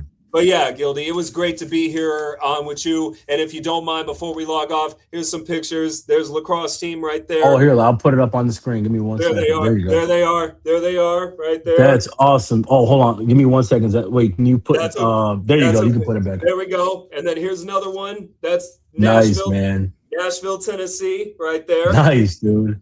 And then we got us right here. This is team Let's picture go, from baby. the next year. That's the team right there. There you go. That's amazing, man.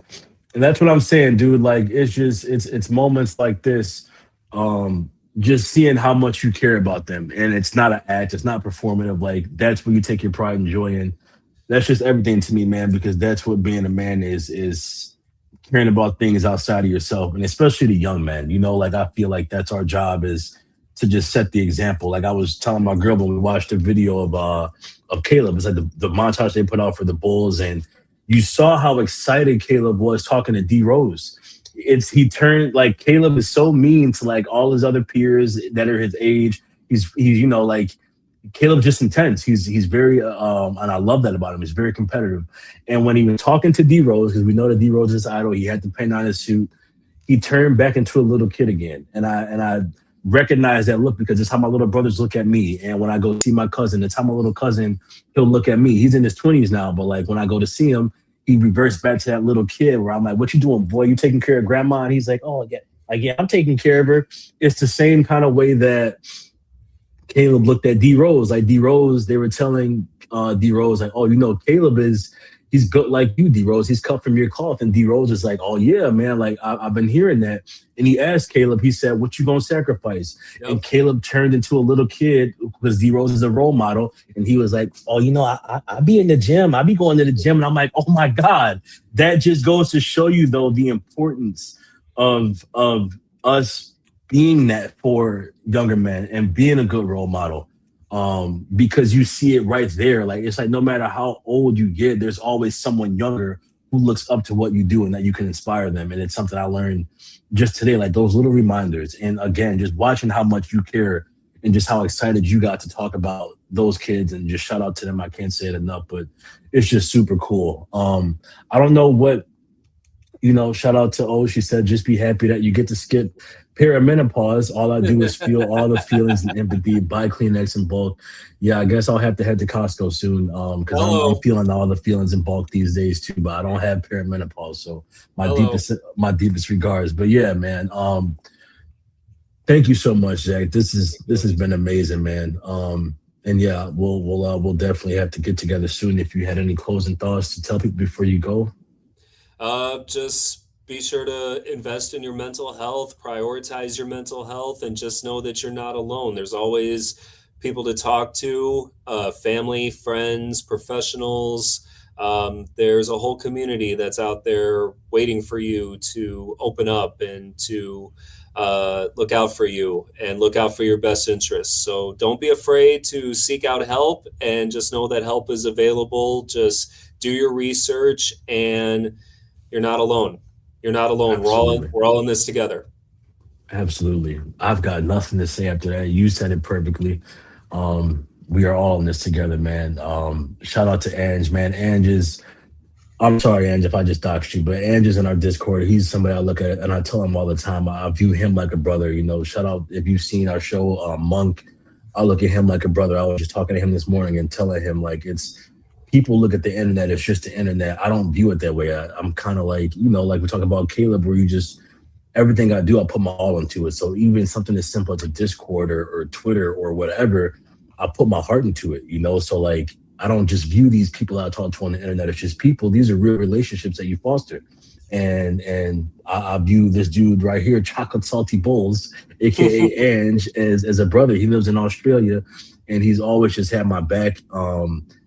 He's always just had my back, man. And it's the same as Monk, like these people that are just good sounding boards for you, but just always just, covering your six and military terms, like in times where I might need a little backup or in times where I wasn't thinking too clearly, or maybe just sometimes where, they just reach out and let you know how good of a job that you do when you don't even think that you're doing anything.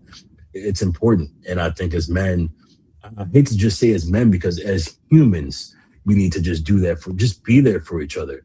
You know, that it's that simple, man. Like, and I think there's different ways to bond. And even when you're talking shit, it's just a reminder at the end of it all, like, hey, but you do know that I'm still in this with you, right? Even if we argue, hey, I'm still in this with you. So just be good to each other, man. That's it. Absolutely. But yeah, to Zach's point, you know, you're not in this alone, and forever who needs to hear this, you know, you just never know who needs to hear it, but you are valued, and you are appreciated, and no matter what, no matter how hard life gets, no matter how dark it gets, the sun always shines again. You know, if even when it hurts, take pride in the fact that life hurts or it's hard, because that means you're still alive, and as long as you're alive, you can make things better. Things always get better. And you're never alone, even when you think you're having a completely unique experience. Just trust and whatever you believe in, trust in God, trust in yourself, trust in the universe, but just know that you're not alone, and people are going through their own pains, and can relate to you, and just knowing that you're not alone can help sometimes. Never be afraid to reach out and talk to somebody. I can't stress that enough. And episodes like this alone have showed me the importance of just what a simple conversation can turn into, you know. So yeah, just thank you so much, Zach, and I'll be seeing you again soon for sure. And thank you to our comment section tonight. Thank you to all of you who watched. I didn't plan on this being 2 fucking hours, but and crying. But hey, mental health awareness will do that to you. You know, this is a perfect example. Even when you think you've healed some shit, it all comes out while you're healing. So thank you so much, brother, truly, and just thank you for being you. I appreciate you a lot, man. Same to you, brother. And thank you to everybody watching and commenting. And yeah, looking forward to the next time. Absolutely. Much love, Zach. Much love to you as well, Gilly. I'll see you, brother. Have a good one. Thank you, guys.